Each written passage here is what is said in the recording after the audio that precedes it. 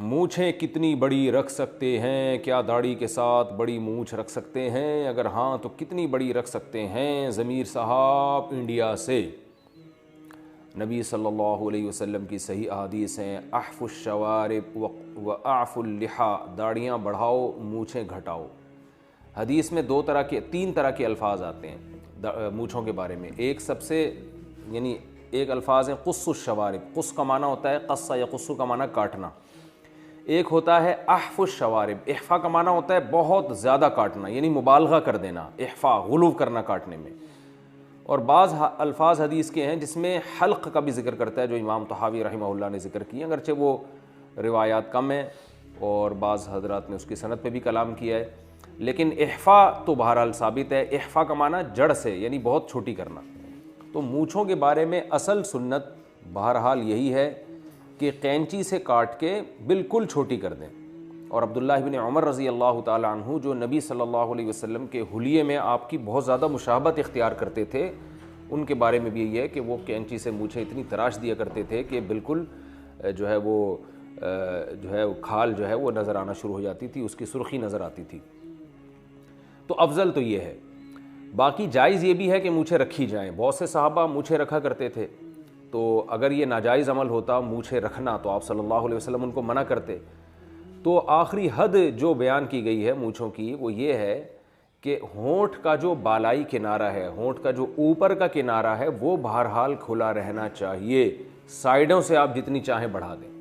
سبالتین کہا جاتا ہے، یہ جو مونچھوں کی کنارے نکلے ہوئے ہوتے ہیں نا ان کو سبالتین۔ تو حضرت عمر رضی اللہ تعالیٰ عنہ کی جو سیرت ہے اس میں ہے کہ حضرت عمر کی بڑی مونچھیں تھیں، رکھ سکتے ہیں، اس میں کوئی حرج نہیں ہے، لیکن یہ جو ہونٹ کا جو اوپر کا کنارہ ہے یہ بہرحال کھلا ہونا چاہیے۔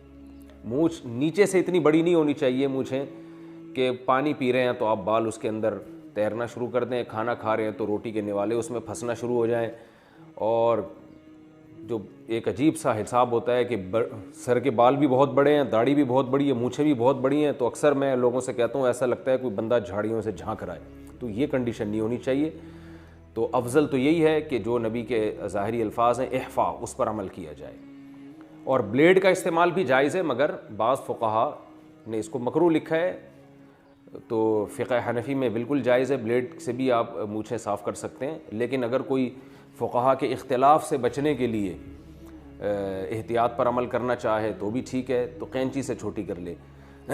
فقہا کے احتیاط کے جو امام مالک رحمہ اللہ کے نزدیک بلیڈ استعمال کرنا مکروہ ہے، تو اگر کوئی احتیاط کی وجہ سے امام مالک کے قول پر عمل کرنے کے لیے بلیڈ کا استعمال نہ کرے تو بھی ٹھیک ہے، زیادہ تقوی کے زیادہ قریب ہے اگر اس کا یہ خیال ہے، لیکن بہرحال بلیڈ کا استعمال بھی جائز ہے۔ تو افضل یہ ہے کہ کینچی سے بالکل باریک کاٹ دی جائیں، بالکل جیسے مونڈنے کے قریب ہو جائیں، یعنی ایسے کینچی سے چھوٹی کی جائے جیسے گویا کہ بلیڈ استعمال کیا ہے، اتنی چھوٹی کر دی جائیں۔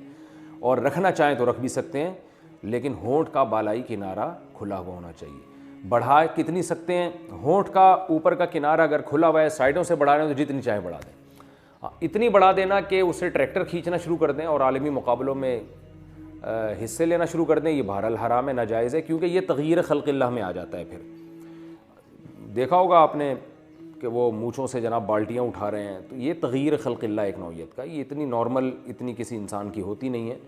تو میں سمجھتا ہوں کہ یہ ایک مذاق ہے، اللہ کی تخلیق جو اللہ نے آپ کو چہرہ دیا ہے، حسن دیا ہے، اس کو بگاڑنے کے مترادف ہے یہ۔